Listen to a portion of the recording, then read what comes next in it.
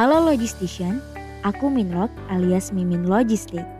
Di video kali ini, Minlog akan membahas dasar-dasar kebakaran. Kalian pernah mendengar atau melihat kebakaran di sebuah lokasi tertentu bukan? Misalnya di kampus, tempat perbelanjaan, perkantoran, pasar, ataupun kompleks perumahan. Apakah Logistician tahu bahwa kebakaran bisa terjadi jika beberapa indikatornya terpenuhi?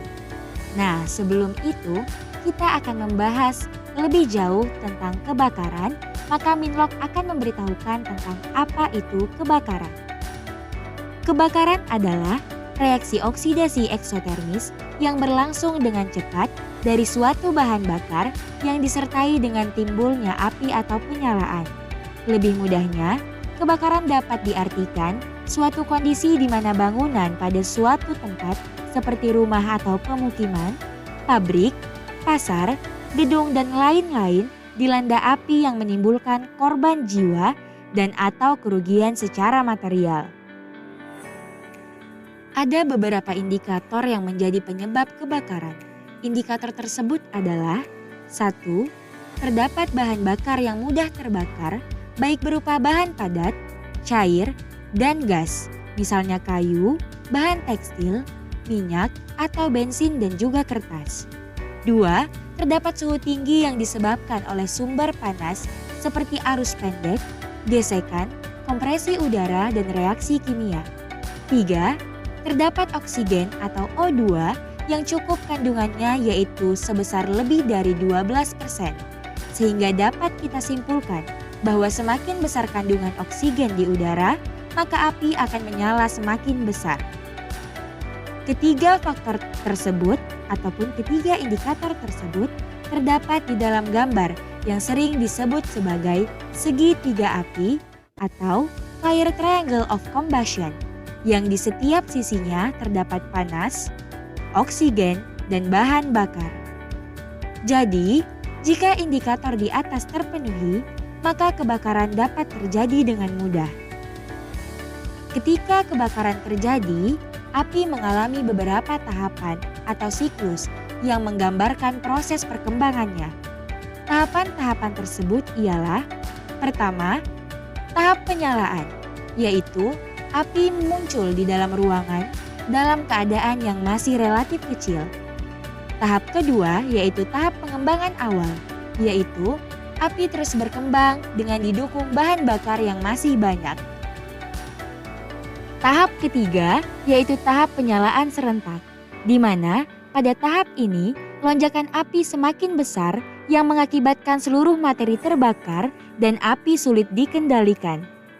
Tahap keempat yaitu tahap pengembangan penuh, yang di mana ruangan beserta isinya terbakar sempurna. Dan tahap yang terakhir adalah tahap surut, yaitu seluruh materi terbakar habis dan api mulai padam. Tahapan inilah yang akan dilalui oleh penyalaan api. Lalu, apakah ada cara untuk mendeteksi kebakaran yang akan terjadi? Tentu saja ada, Logistician semua. Untuk mendeteksi kebakaran yang akan terjadi, terdapat beberapa alat yang dapat kita gunakan. Alat tersebut ialah 1.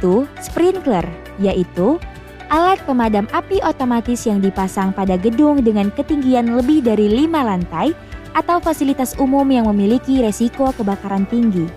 2.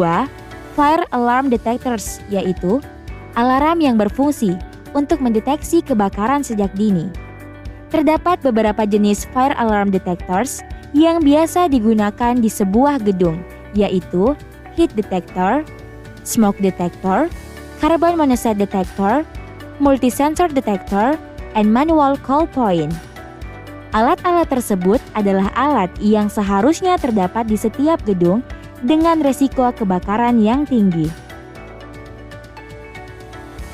Setelah menonton video ini, Logistician diharapkan dapat memahami bagaimana api dapat terbentuk dan alat-alat yang digunakan untuk mendeteksi kebakaran yang akan terjadi, sehingga Logistician dapat menerapkannya dalam kehidupan sehari-hari.